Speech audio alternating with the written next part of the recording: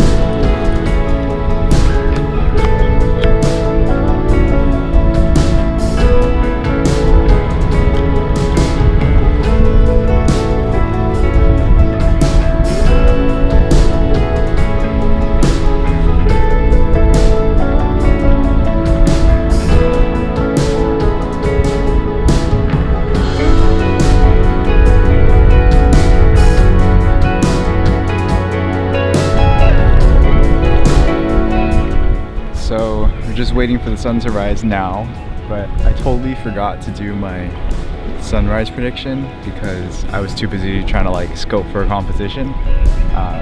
Fran and Garrett are all the way down on the other side of the beach, so they were not going to get their prediction. But Ed, what's your prediction? I'll do it a 6. 6? Yeah. All right. There's no clouds in the sky towards the horizon. Let me show you guys. This is what we're working with here. I'm gonna give it a 4. We're only gonna really get light as soon as it comes above those clouds, and that's about all. One thing that I am going for though is after that sun does pop out, all of these mountains behind us will light up, and those mountains also have a little bit of cloud cover above them, not so much, but a little bit. So I have a few shots in mind. We'll see how well I execute them. But yeah, let me guys walk you through my shot now. So this is my composition. It's pretty simple. We just have Rabbit Island in the background, the rock wall in the midground, but the foreground is the most interesting part of this frame because underneath the surface of the water, let's see if I can brighten it up for you guys, we have all of those little ripples in the sand. And if you just had a camera without a polarizing filter, then this is a little bit about what you would see. All the glare from the sky would be casting down on the surface of the water, reflecting that light. And sometimes that's a desired effect, but at other times like this, when you're really trying to see through the surface of the water, a polarizer helps a lot. So if I spin the polarizer, you see how that glare is cut, and I get a much more cleaner shot of all of those ripples underneath the surface of the water. So now we're just waiting for the sun to come up. But yeah, that's just the my simple composition for this morning.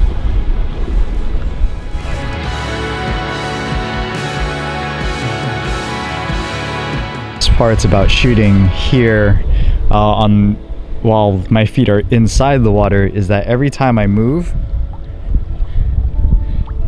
then it creates ripples across the surface of the water, and that messes up the composition. So when the sun does come up and eventually, you know, lights up our scene, I'm gonna have to be as still as possible, otherwise I'm gonna miss my shot. So one thing that I've done in other vlogs was let you guys know where it is that I was shooting. I would let you know in the car before we head out to that location, but today is a little bit different. If you're from Hawaii, then you know that are some of those locations that are, you know, quote-unquote locals only. And while I do believe in keeping certain spots to locals only, the popularity of Instagram and other forms of social media has really impacted some of those spots. Is a perfect example of this because before Instagram was really popular, this beach would not be crowded at all. You could have just your local fishermen, your local beachgoers who knew how to get to this one little pond come, and they wouldn't be crowded at all. Now if you come to this beach at any time after 9 a.m. then it's packed with people. There's always trash littered onto the beach, and the problem with trash on this beach is that it's not regulated by the state or any sort of government entity. Unlike Waikiki and Alamana, where we have janitors and custodians constantly going up and down the beach picking up trash, we don't really have that here. It's not really accessible by vehicle, so pretty much the beachgoers are the custodians. We are the trash collectors. We're the ones that have to maintain and keep this place looking as pristine and as nice as it is. And unfortunately, not everybody shares in that same belief. People will bring their entire families, have a barbecue, and just leave all of their rubbish either tucked underneath all of those bushes over there or just laying on the sand.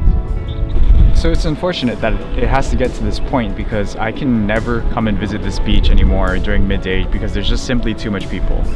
This beach isn't as big as some place like Waikiki and Alamana where people have the ability to spread out. So there is a limited amount of space on this beach, especially at high tide. The tide washes up so high that you barely have enough space to like put your things down, and even then you're at risk for a wave coming in and taking it.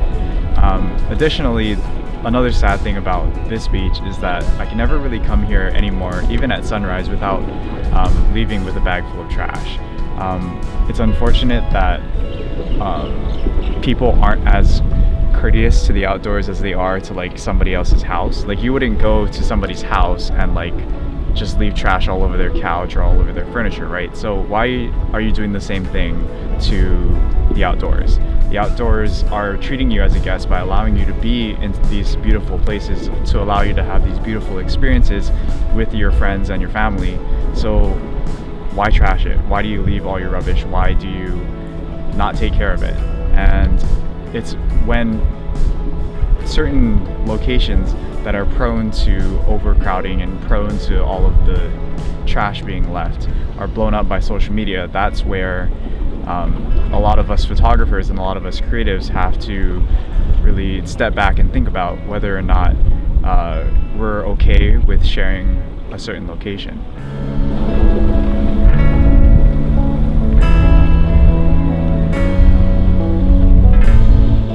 Sun is coming up over there, so we're gonna take our shot pretty soon once that sun does peek behind those clouds.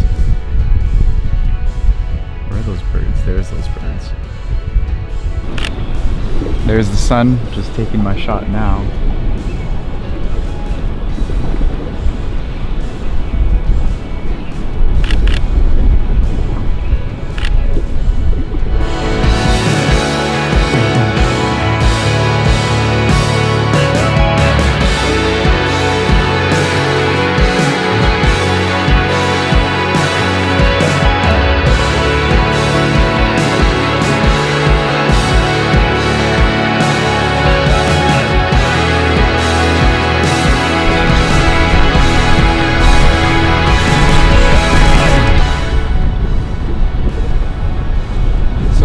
Composition again just because I got that first shot and the sun was just rising, so the light wasn't getting any better.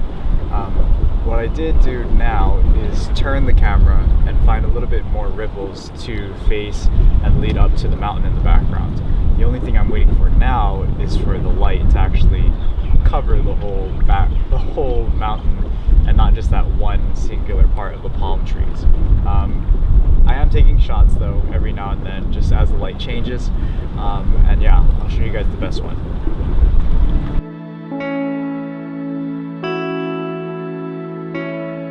So overall, what I'm trying to say is that we are all very privileged to be able to experience the beautiful outdoors. Sites like this, we shouldn't take it for granted. And Mother Nature gives us so much to experience, and just her entirety to use as a playground for our activities such as photography, fishing, whatever it is that you guys like to do. We're just so blessed to have it.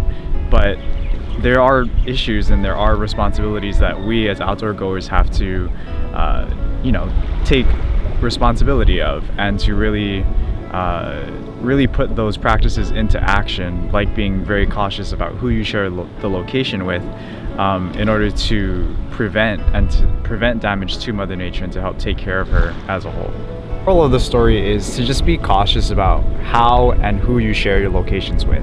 If you're just gonna geotag it on Instagram and social media, be prepared for those irresponsible beachgoers and outdoors people to go to that location because it's so beautiful and trash the place and ruin it for everybody else. If you are one of those people, rethink your actions. Don't take the great outdoors for granted. We are blessed and privileged to be able to go and experience these beautiful places, and so we should all be trying to leave them better than when we found it.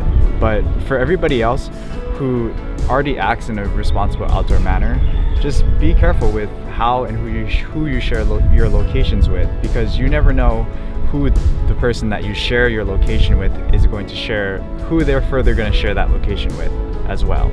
So just be thoughtful, be mindful of the impact of your actions. This beach is a perfect example of how social media and location sharing can ruin a place as a whole.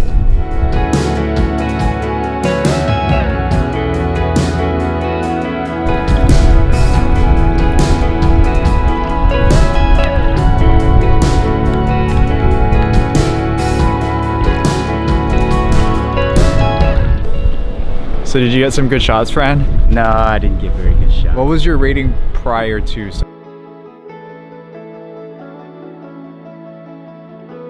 Did this before, but my battery died. So, oh, great. So how was that sunrise, Fran? So before it came up, I was predicting a 7 to 8. Yeah. And afterwards, it is now a 4. A 4. Yep. Good I predicted 4. Yeah. I hope I recorded that part that I predicted 4. So I got a 4 from Fran. How about you, Ed? Oh man, that sunrise was awesome! The 4 out of 10. 4 again. 4. Garrett? I give it a 4.75. Ooh, only 0.75 off. Michelle? I still say 6. 6? 6 again.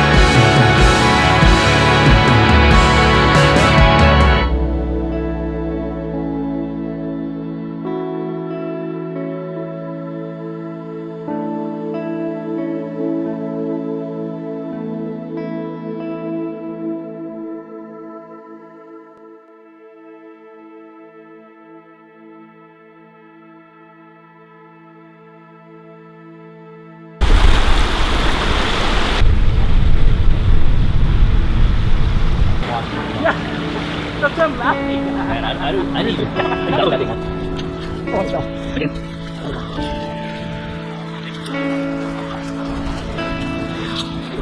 Alrighty, this concludes this morning's sunrise adventure. Just remember, be responsible when sharing locations. Don't trash the beaches and the places that you go to. Thank you guys so much for watching. I'll show you guys the images that we got. Go follow Garrett, Michelle, Ed, and Fran. Oh my god, why am I out of breath doing this? Like, comment, and subscribe. I'll see you guys in the next one. Oh boy.